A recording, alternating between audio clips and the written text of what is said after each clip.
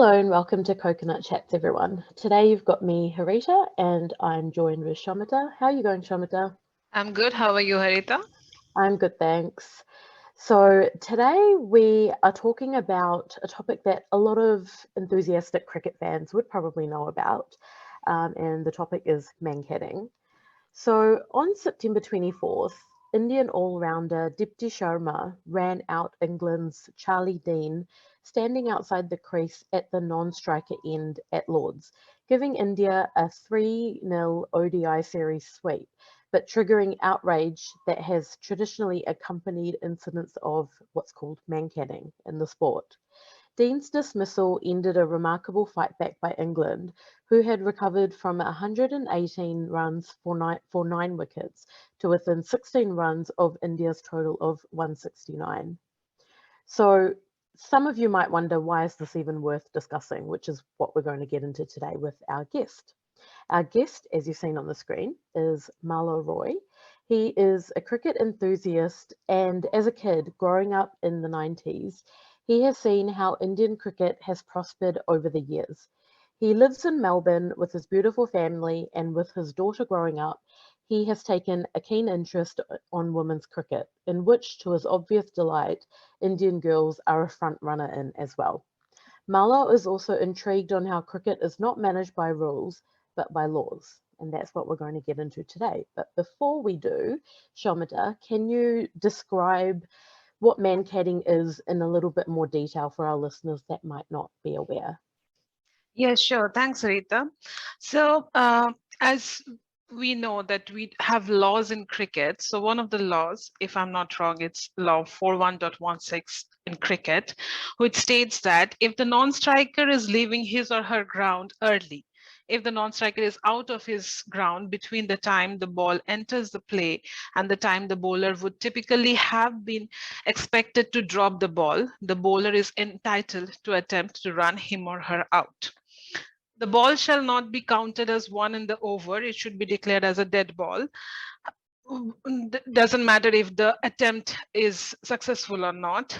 And this is what is called mankading. So why this name mankading? So there is a bit of story behind that. So mankading is named after legendary former Indian cricketer Vinu Mankad, and we have to credit the Australian press to coin the term mankading. So it was during Indian cricket team's tour of Australia in 1947, where when Vinu Mankad bowled then Australian batsman Bill Brown twice during ending his innings in the same way, and this incident was criticized by the Australian press for, and Vinu Mankad was criticized for not being very sportsman. And from there, the term mankading came. And though there has been a lot of discussions time and again whether this should be a law in cricket or not, but still we have this law, and this is because the um, the experts wanted to stop the batsman from stealing the runs.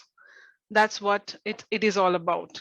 So before we get into the discussion, so in your introduction, Malo, you said that you are cricket, there are no rules in cricket, there are laws. So why you wanted to have a special mention of that? Yes, first of all, thank you, Harika and Shomita, for getting me into this wonderful coconut chats. I've been an ardent fan of your show. I've been Thank you. watching it. Uh, Mhm. yeah, and so this one is a very interesting topic to discuss about. Uh, the thing here is when we are talking about mankading, and as we are saying that cricket is all about laws and not rules. So in all different sports, you will have rules. Football Mm. match, you are going to go by the rules. But cricket, as if it's some form of a it's godsend kind of a game, I would guess.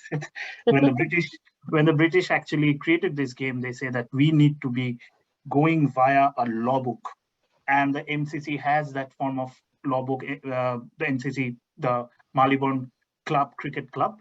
So according to this law, as Shomita, you rightly pointed out, it's at the time when the bowler is supposed to bowl, the ball is in action. And at that point of time, when if the runner, the non-striker, is just ahead uh, of the crease, then he can be deemed out. That's a law. That's a law. If we consider it to be a law, it needs to be followed. But if you watch over the years, lots of cricket matches, we have grown up looking, seeing, watching, and admiring the different kind of cricket matches. If this law would have been followed by the letter of the law, then we would have seen lots of big cricketers and batsmen being out that way. So the law is there, but it's not used. Why is it not used? Or even if it is used, is it supposed to be used? What's the kind of a it's kind of a very gray area. There is no black and white. So if there is a law, we are following via the letter of the law. That was any kind of law or any kind of policy. When it is written, then we have to follow by the law. But in this case, this is a law which is there at the corner of one of those cricket law books, but nobody follows. The spirit of the law wins. Now the question here is, if Dipti Sharma was, she being a wonderful bowler, an Indian team was like really settling it up with England, and it was just a game, and Charlie Dean was seen just much forward to the crease, and the intent of this law is to make sure that there is no undue advantage to the non-striker. So the non-striker can't start from, say, a fast bowler is running, he takes around 30 seconds or 50 seconds to run, probably faster bowlers. Then that 30-50 seconds will make that non-striker go a bit and the run can be taken. So that's an undue advantage. That's the intent of this law.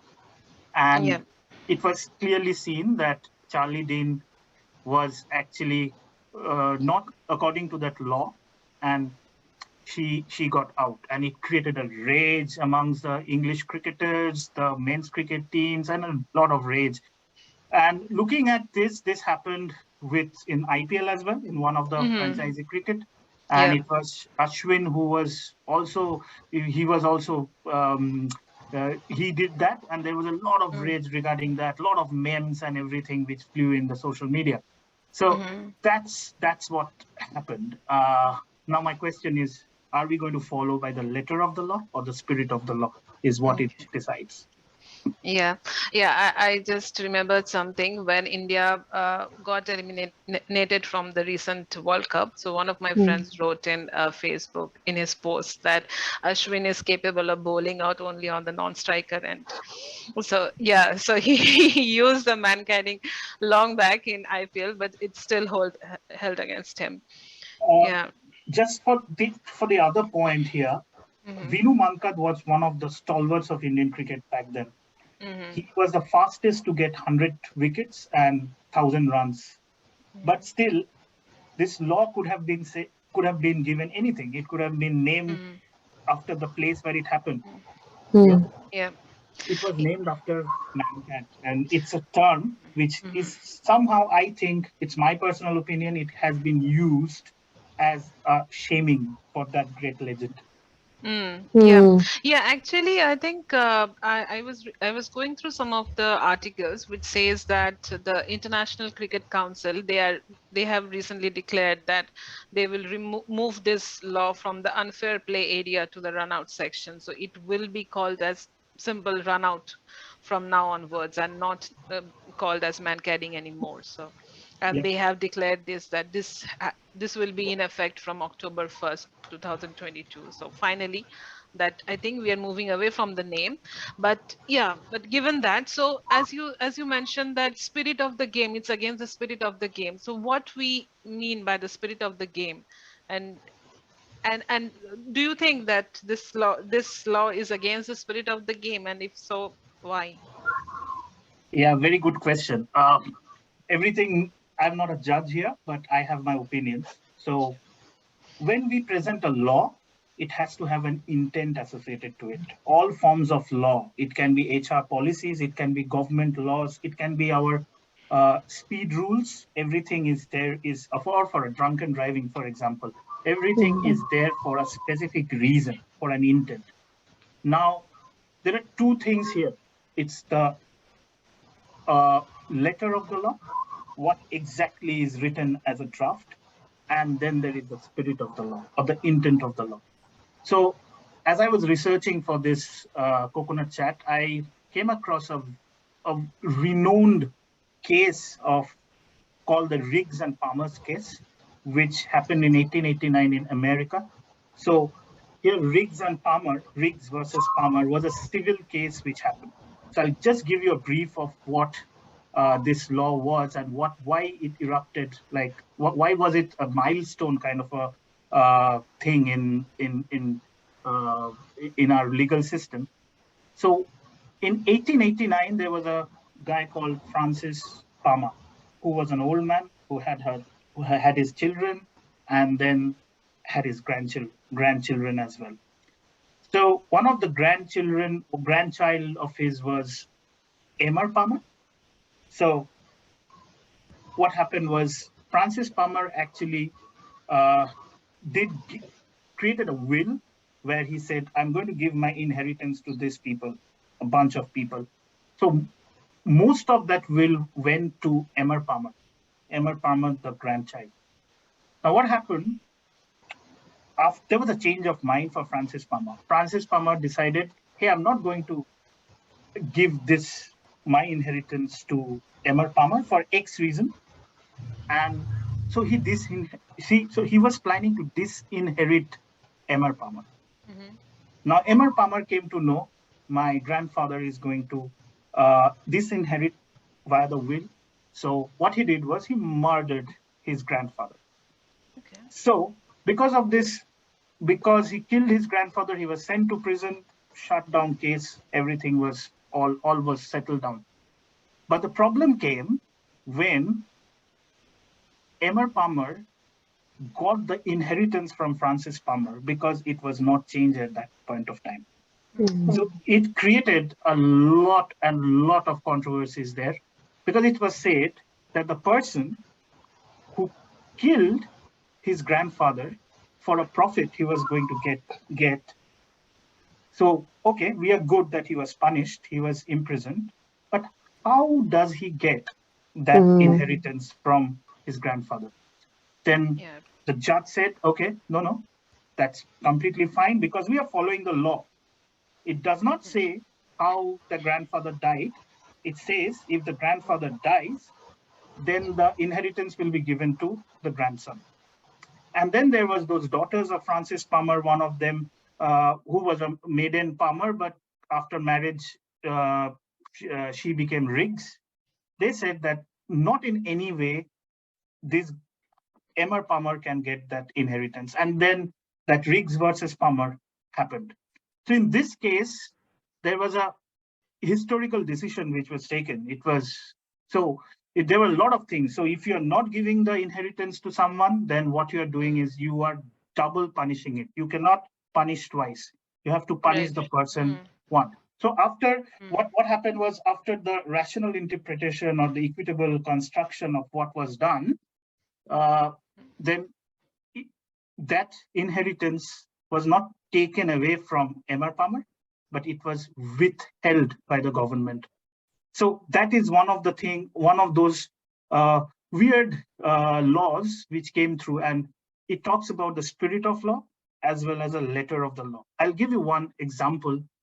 Like you are driving a car on a highway or say on a road which is around at night, say 2 o'clock, deserted road, nobody is there. You're driving 60 km/h and you find that someone has met an accident and he's bleeding profusely.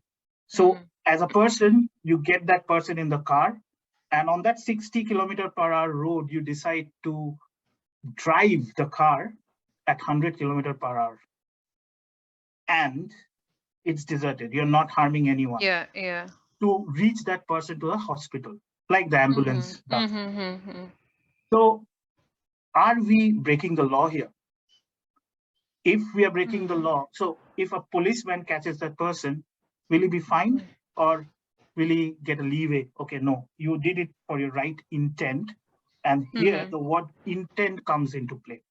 So that's how gray this area, which was actually provoked by this Mankading. Mankading falls into those groups of law which are basically has a gray area wherein you can't decide whether the intent of the law should be followed or the letter of the law should be followed. So I think that in relation to this Mankading, there are lots of laws. If we can address those laws, then we will be in a position to understand and address the Mankading as well.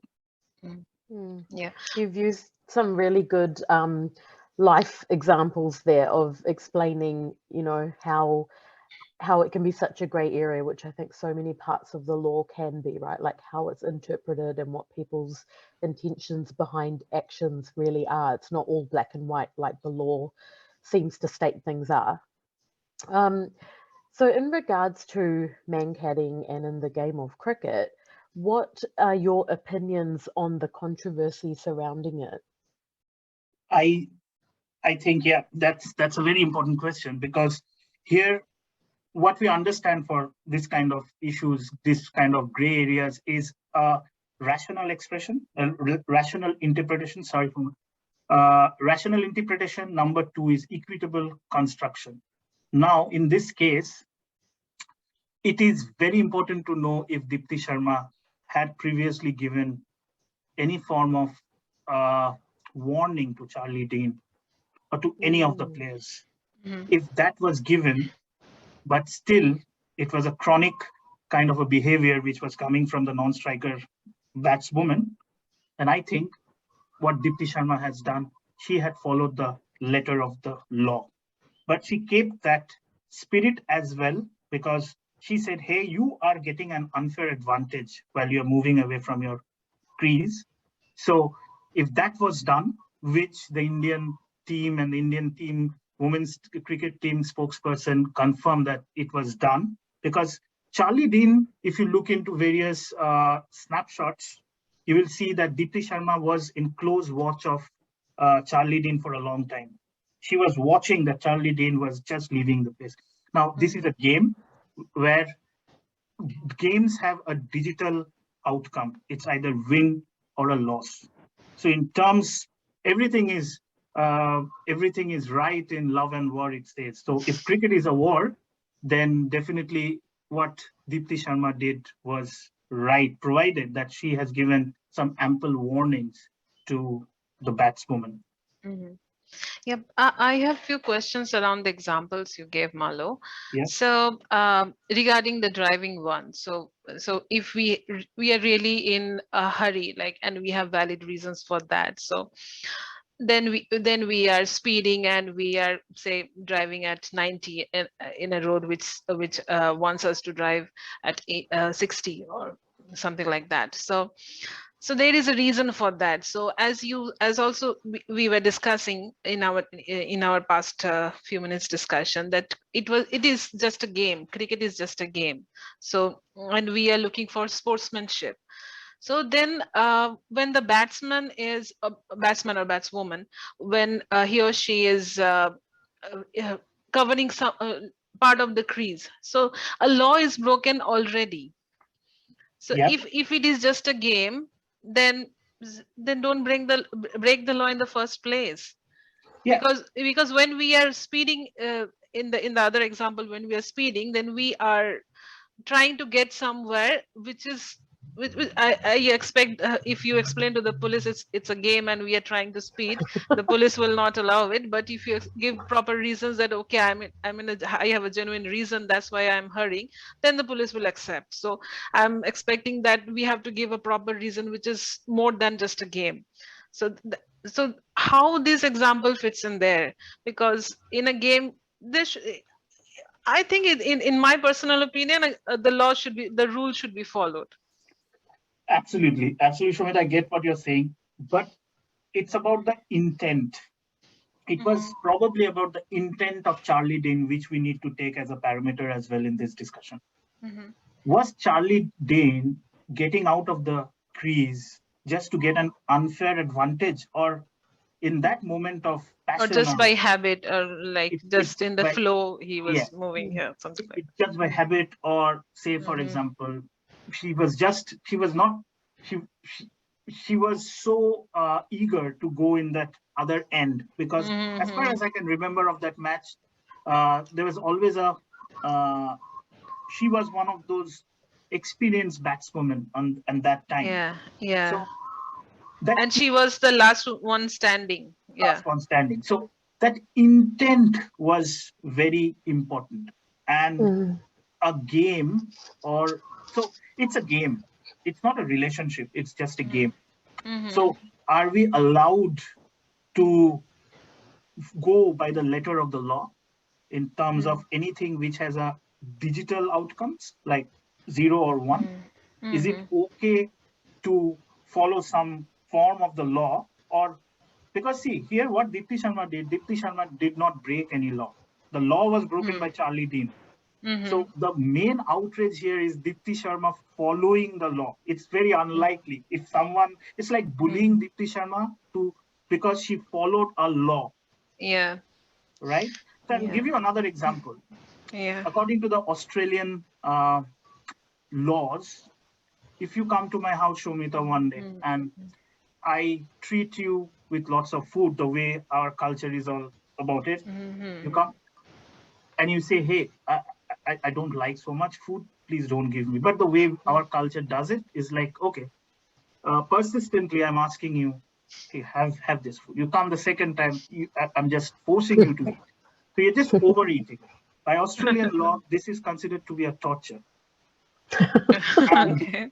you can be Yeah. charged for an assault for this, right? So Okay. how many times have we seen this thing being followed? Like you come to my house, you are going Yeah. through a diet, but you will respectfully reject that, but you'll never go to the police saying, hey, he overfed me. But if you ever went to the police is supposed by the law, letter of the law, is supposed to get it done. So that's how I feel Mankading is looked into. So, Shomita, you followed the law, but you are shamed for it.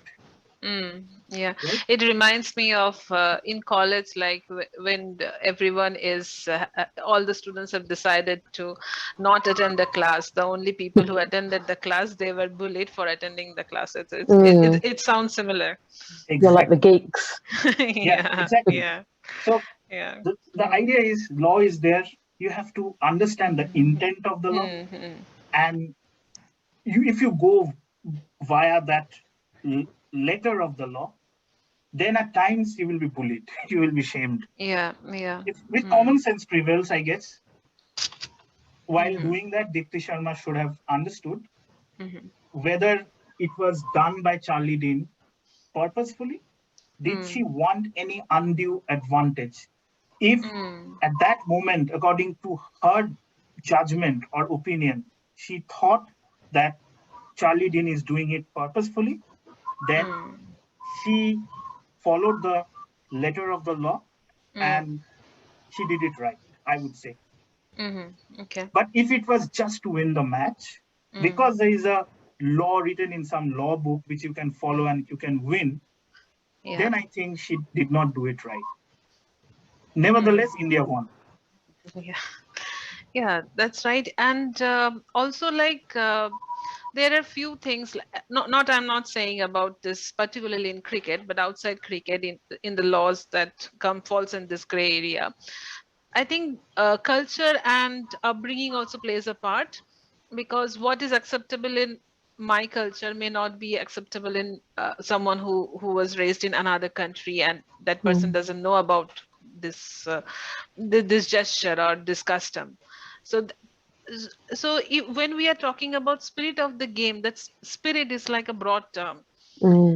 what is in spirit for me may not be in spirit Someone else. for someone else. So we actually need, I think we actually need a rule book to guide us, because spirit is not same for everyone, isn't it?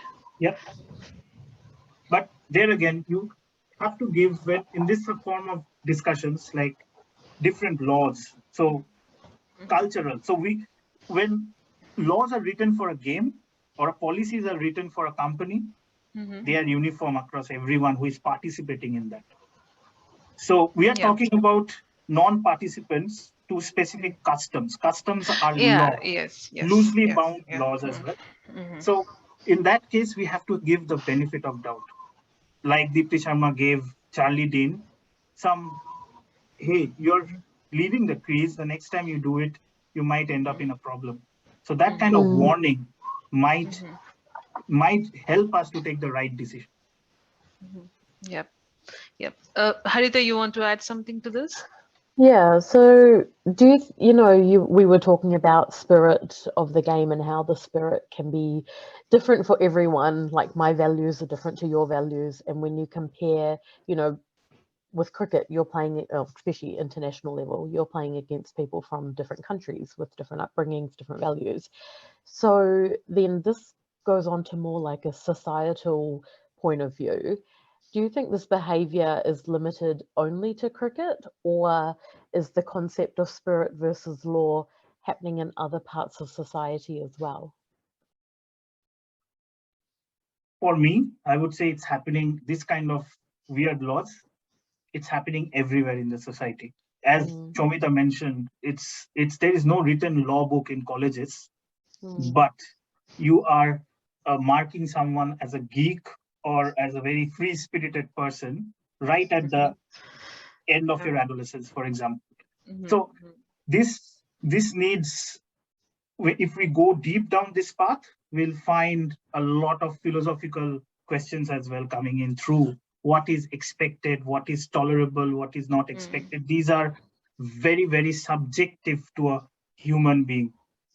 So it's my opinion that there is this gray area which will be there, and all laws, for me, all laws except sun rising from the east, setting in the west, these are changeable. Few of the laws are natural laws which cannot be changed, or which. So I'll tell you one very quick, simple example. I was into consulting, and I was in one of the customer place where I had some issues, someone coming to my house. So I wanted to I wanted to work from home uh, for one day. And I was told, you being a consultant, I was working for a customer. So you being a consultant, you're not allowed to work from home. And this was a law. This is a policy of the company. Now everything changed when COVID came. Or we had some vested interest. If we followed the letter of the policy or the letter of the law at that time when COVID hit, the entire economy would have gone shattered. Lots of people would have left. They would have lost their jobs. But there we showed our human ingenuity and our human spirit, and we did not follow the letter of that policy or the letter of those HR policy, no work from home. So very simple examples which happens and which crops up now and then, which has a gray area associated to it. And do you think the way women are treated when it comes to spirit versus law is different to how men are treated? Like, think about, to compare apples with apples, how do you think women's cricket is treated compared to men's cricket? Like, I would say nowadays it has a more respectable position than men's cricket as of now, because we know what was women's cricket 20 years before. Now we are glued to World Cups. You go to any women's cricket World Cup, you will find there are a lot of people with like flags and supporting their teams. This has changed. So now we have a special term called a batswoman nowadays, because it was 20 years back, me being a cricket enthusiast, I have seen, I really love to be immersed in this kind of cricketing thing. So I think women's cricket has progressed a lot. And these things actually add to the competition. What Deepti Sharma will go into the history books, what she did in Lords. So these kind of things will actually make Indian team or the entire women's cricket, it's going to improve and develop the way it has done. Now women's cricket is really doing much better than men's cricket. Yeah, and I think Indian Cricket Board is one of the first to declare that the salaries, the remunerations to the men and the women will be equal. Yeah, right. So that's a huge step going forward. Yeah, and also, like, as we are now discussing about the society and how these like dodgy laws fall in place there. So in the spirit, if we're talking about the spirit, so it just I can't help myself from stating some of the examples. Like sometimes since we are focusing on the women's cricket and woman part of the discussion, I would like to raise there are a few laws in many countries still happening, which is very much against women. For example, dowry system. So the dowry has been abolished in India in 1960s.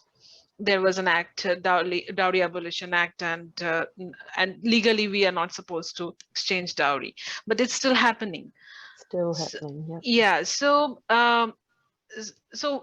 the spirit, as I was saying, the spirit is a very broad term. So in someone's spirit, maybe since we still see cases of dowry being exchanged and sudden things, sudden violence and around dowry collection and all those things. So I would say that, okay, in a broad part of the society, in their spirit, they don't consider this as not in the spirit of the society. So that if we get into that discussion, it's a very broad discussion actually, that where does who defines which is in spirit and which is not in spirit. That again comes back to like the culture, upbringing, and what you have been exposed to. If you have always been exposed to this is custom of dowry being exchanged, then you think that, okay, this is fine, this is in the spirit of the society. It doesn't matter what law says. If law says don't take it, doesn't matter, it's in the spirit of the society where I grew up. But if someone who in whose society it is against the societal norms, then that person will say, okay, no, this is not in the spirit of the society, so I won't accept it. So that is also again like another example where spirit can be very very changeable. Like it's open to a lot of changes, and it varies from person to person. Yep. To be honest, Shomita, I am against any form of dowry system or anything. But the thing is, the system, if you are, as I said, if you are playing cricket or you're married, you're participating in that sport. Yeah. Yes, the sport of marriage. You are participating in that kind of what would I system, I would say.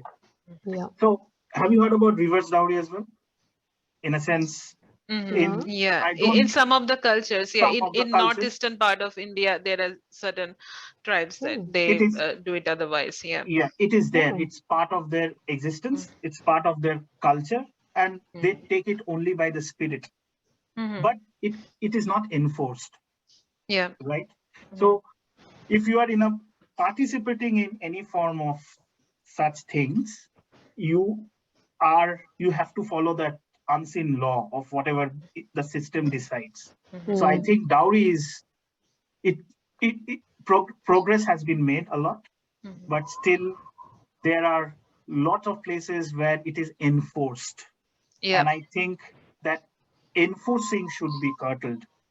And there is this spirit versus the letter of the law, I would say.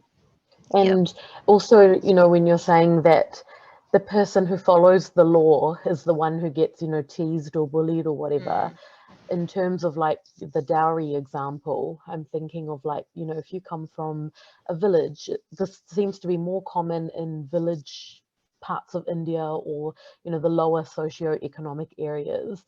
If you come from a village where everyone in that village gives a dowry, and then you happen to have parents that follow the law or might be a little bit more educated than everyone else in that town, and they might refuse to give a dowry, which is following the law, but then everyone in the society then talks about you. Oh, her parents are not giving a dowry, and then everyone in your society stops talking to you because they think, oh, they're not giving a dowry, that's not good, when actually you did the right thing by following the law, but now you are like the black sheep in the society because you followed the law.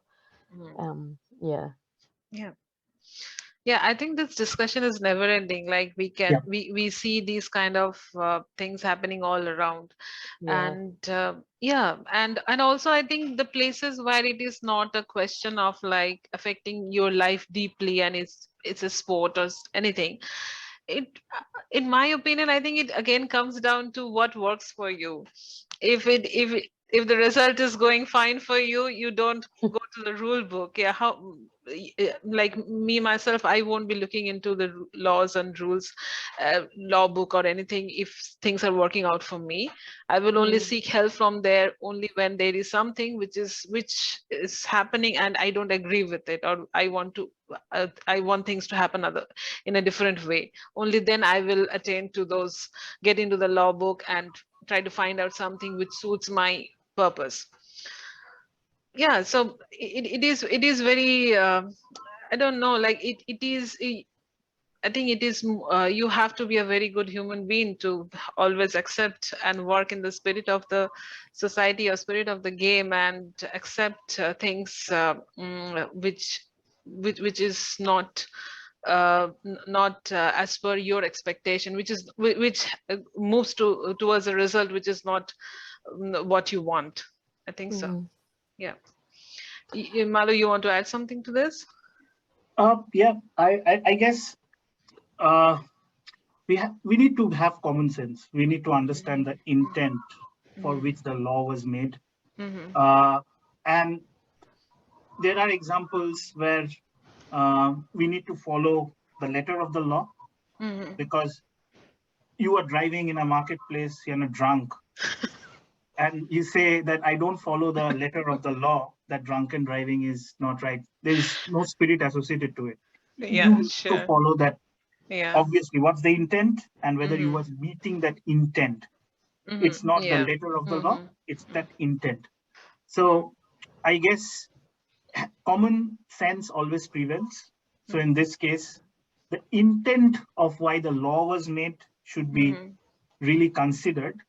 And we need to understand whether that law is being done for any subjective or any kind of an objective motto. What's the goal of that law? So like sports, it's very objective, digitized, like 0-1. Subjective human emotions, how we deal with that. We can't put any form of law on human emotions or things like that.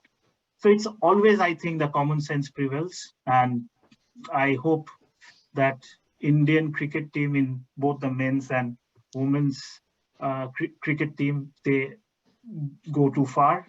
And let's see an evolution of newer players like Deepti Sharma's and Virat Kohli's.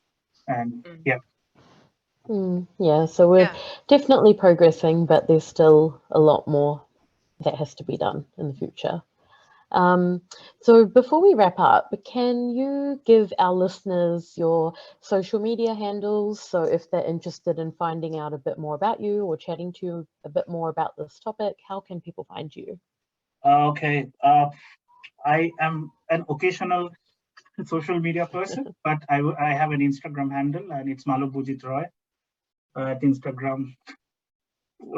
That's my handle, I guess. And that's where I will be available. And if there is I can basically answer your questions. And I'm really excited to understand more deeply this Mankading and the laws associated to it. So yeah. Cool. Well, thank you so much for your time today and for explaining to us and our listeners how this works, and also, you know, giving us all an idea of how it actually applies in society as well. So thank you again for your time. It was such a pleasure talking to you. For all our listeners out there, if you liked what we talked about today, or if you've got any feedback on any of our episodes, you can email us at coconutchats@gmail.com. You can follow us at Coconut Chats on Instagram, Facebook, and YouTube, and you can send us a message and we'll always reply. Or if you've got any ideas for future episodes, feel free to reach out to us and let us know your thoughts. But until next time, take care and stay safe. Goodbye, everyone. Thank you. Thank Thank you, you. Malo.